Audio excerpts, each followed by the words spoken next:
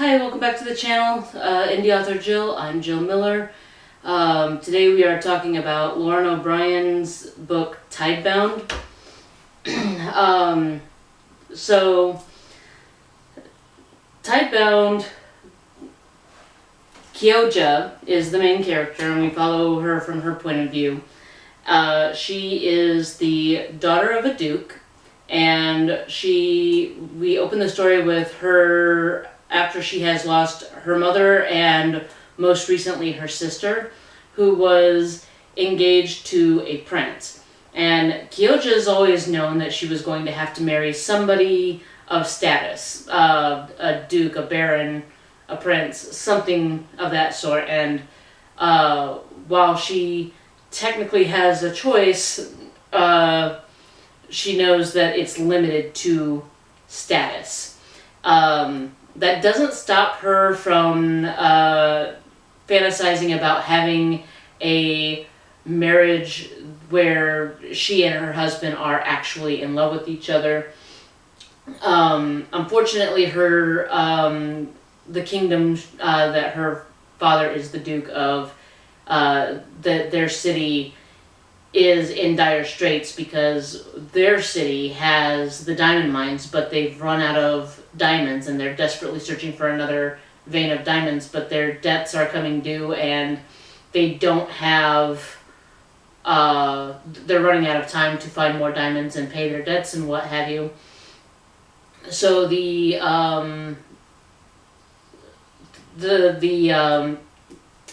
way out is to marry Kioja off to the prince that her sister was engaged to. But like I said, her sister died, so she's no longer able to marry him, and she died before the actual wedding. So Kioja is basically forced to marry a prince that she has no desire to marry, only to find out that after the marriage, the prince had no desire to marry her, didn't even really want to be married to her sister. And she had thought that her sister and her betrothed, Ario, were actually in love with each other, and they had just kind of reached an agreement of, we'll get married because that's what's expected of us, but then you go your way and do your thing, and I'm going to go my way and do my thing, and we'll just be married on the face of it. And for Kioja, that's not going to work. She tells Ario, she's like, well, I wasn't part of that deal, so you're stuck with me. And Ario, as soon as they're married, he's ready to head off to a mission, and she's like, yeah, I'm coming with you, and he's like, no, you're not, and she said, yes, I am. And they compromise, and she goes with him, as you do. But Kioja, and Ario's nicknames for Kioja is Kyo and Princess. He alternates between the two. But Kioja thinks she knows who she is at the beginning of this story, and she absolutely has no idea whatsoever. She thinks she is a woman of status, which she is, but she thinks that that's the life for her. She is in love with the balls and the parties and the courts and all of it. Having maids and servants wait on her and do her hair and do her makeup and all this other stuff. She likes that. She likes being a woman of status. But when she steps onto Tidebreaker, which is Ario's ship, she still tries to hang on to that version of herself, and as she's going through, she's realizing that's not who she is. She starts really learning about who she is. At first, she's the spoiled princess that's just sunbathing and painting, and then Ario challenges her to find a place on the ship, find a place on the crew, and so she starts helping out with different tasks, helping out in the kitchens and what have you, and then eventually realizes that her place on the crew is helping Ario, because again, one of her pastimes is painting and drawing, and she loves art. And Ario is a terrible artist, but he has to make maps. He's charting as he's traveling around. He's charting different oceans, and he's learned about different magical creatures and everything. And so he and Kioja finally find their groove with each other, that she can put to pen and paper his knowledge of these areas and these magical people, so that Ario can better help his brothers, who are all, he's got three brothers. Yeah, he has a twin brother and two older brothers.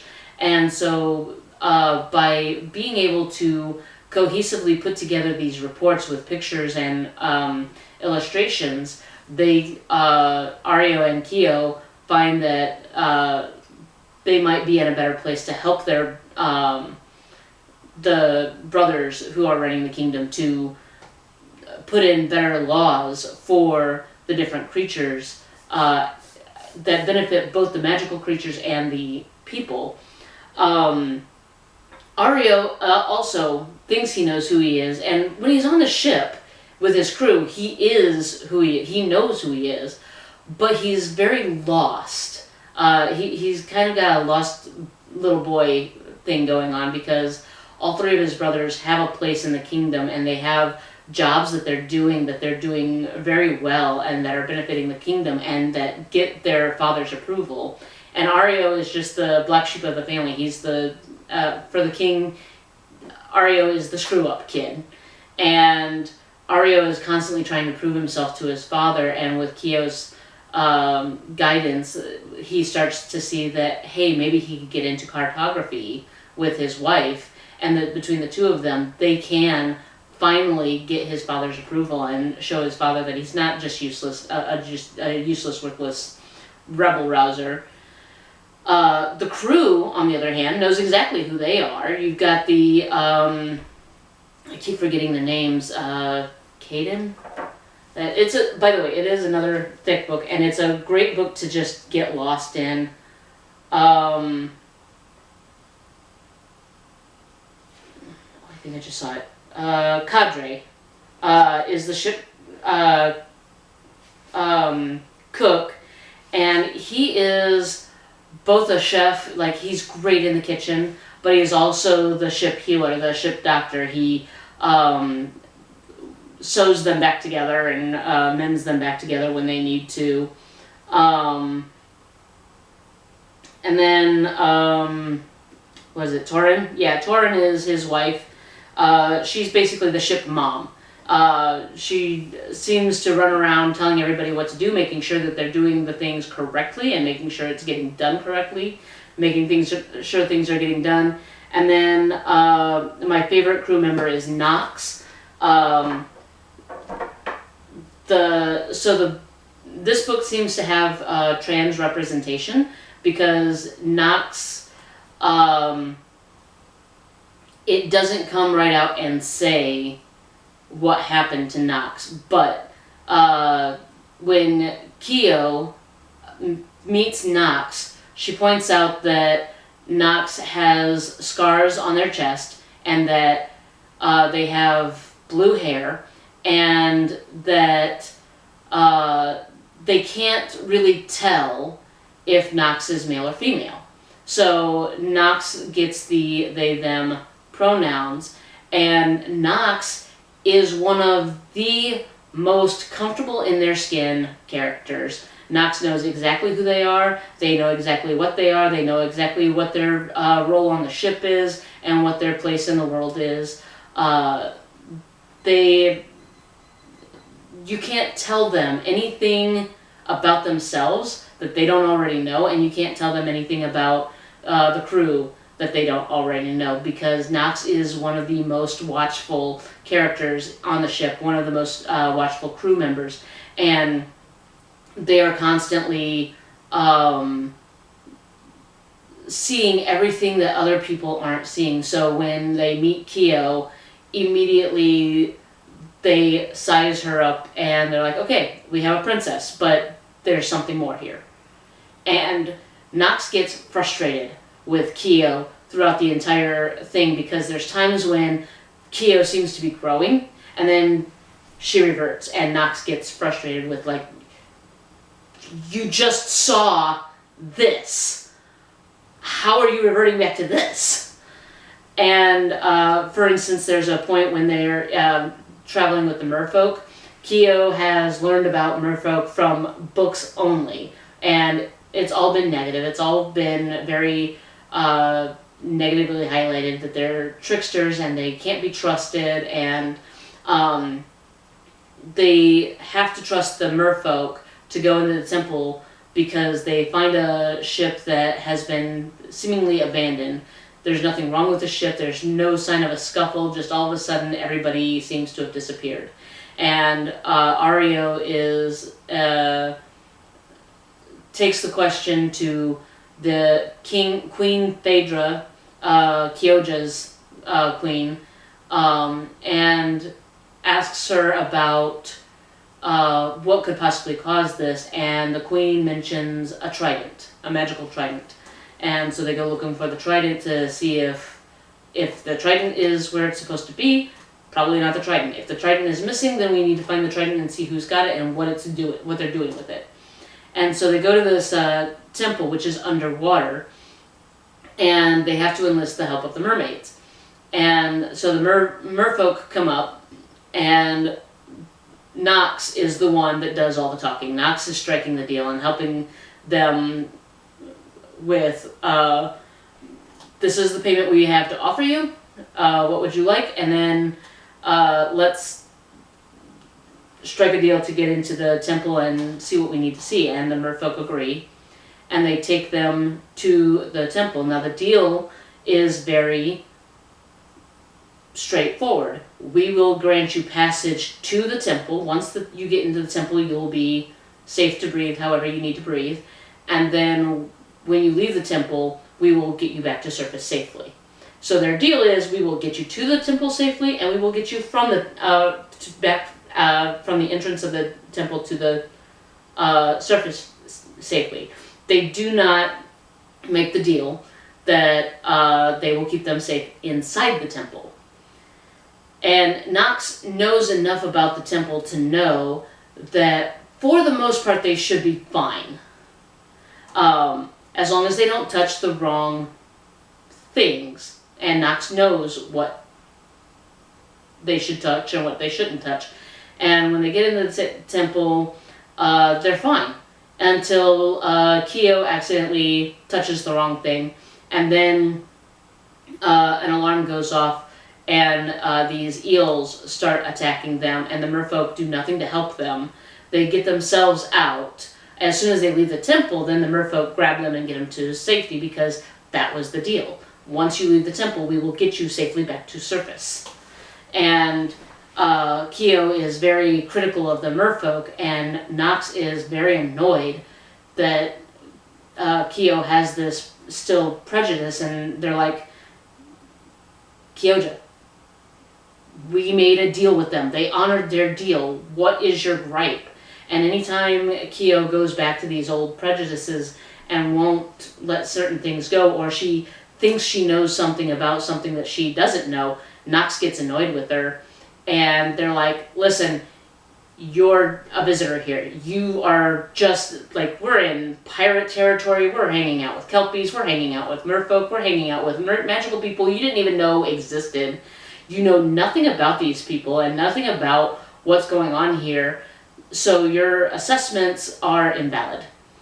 But Nox, the reason Nox gets so frustrated with her isn't just her prejudices, it's because Nox can see the adventurer that Kyo is and can be, and Kyo is resisting that adventure and part of her, and eventually she does embrace it, and she's like, no, I actually like being on the ocean. Even at one point, Ario's like, yeah, I guess we go home, and she's like, okay, yeah, I want to go home, but do we have to go home yet? Can we go home later? You know? Tidebreaker is also a great character. Tidebreaker is the ship.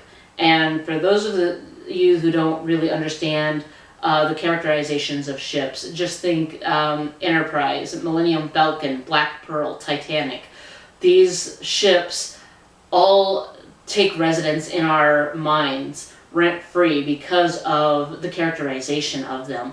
We think of them as their own character. Tidebreaker is no different. Tidebreaker seems to, at times, take on a sentient all of its own.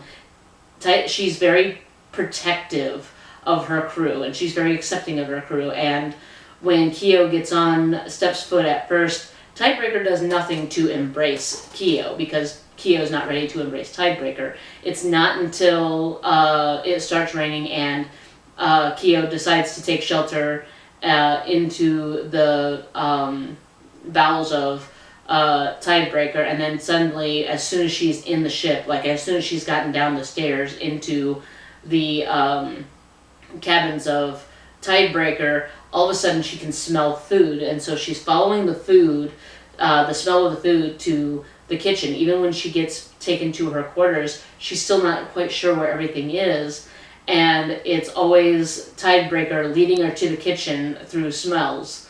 And Tidebreaker stays with the crew, and she's loyal to the crew and protective of the crew, and to the point where they're in battles. They're going at Nox is their sea witch and their mage, but there's other sea witches, and some of them are not as great as Nox, because Nox is awesome. That's, you can't be better than Nox.